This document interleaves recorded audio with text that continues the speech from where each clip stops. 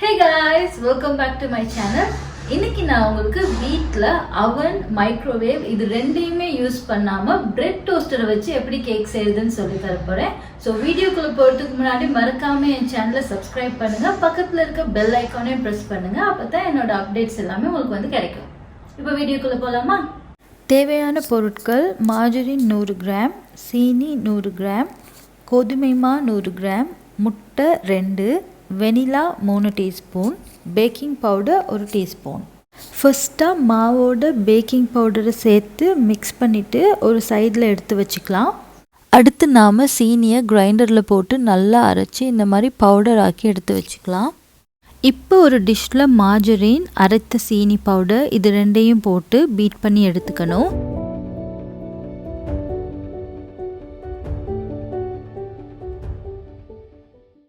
இந்த அளவுக்கு பீட் பண்ணதுக்கு அப்புறமா இதில் ஒரு முட்டையை மட்டும் ஆட் பண்ணி பீட் பண்ணணும்.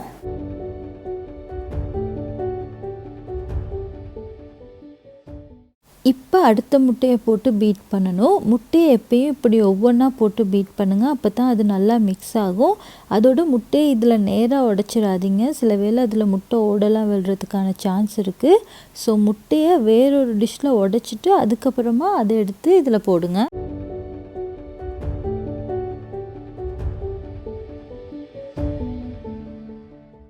பார்த்திங்களா எப்படி இருக்குன்னு? இந்த மாதிரி வந்ததும் இப்போ இதில் நாம் ஃபஸ்ட்டாக ரெடி பண்ணி வச்சுருந்த மாவை போட்டுக்கலாம்.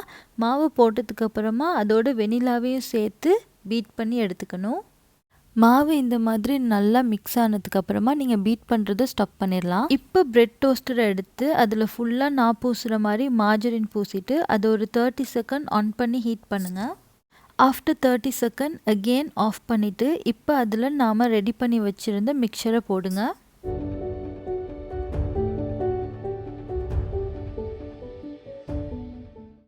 இந்த மாதிரி ஃபில் பண்ண அப்புறம் இதை க்ளோஸ் பண்ணிவிட்டு ஆன் பண்ணுங்கள். பிரெட் டோஸ்ட் ஆகுற மாதிரியே கொஞ்சம் நேரத்தில் இது வெந்துடும்.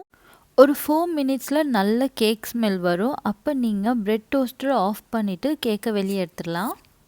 பார்த்திங்களா எவ்வளோ குயிக்காக ஈஸியாக 10 நிமிஷத்துக்குள்ளே இந்த கேக் ரெடி ஆகிடுச்சுன்னு. நான் சொன்ன குவான்டிட்டி வச்சு இந்த மாதிரி நீங்கள் 10 செய்யலாம்.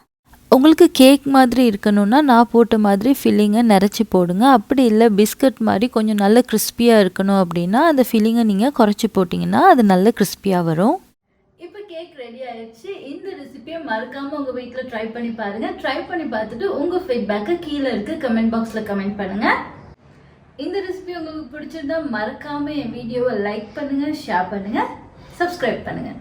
Eat good and feel good.